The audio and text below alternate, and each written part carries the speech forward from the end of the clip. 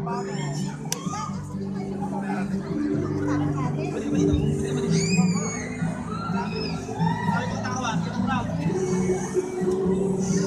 they will call you.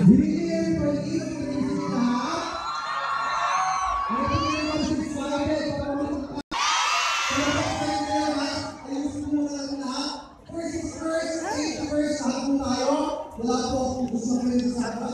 Balik po kayo sa kukuhan. So we have our seats. Balik po tayo sa lahat ko. Balik po tayo. Hindi ko na yung gusto na. Balik po tayo lahat. Sige po. Okay, thank you so much.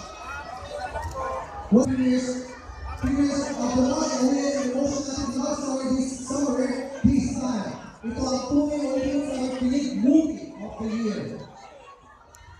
Guys. James na din.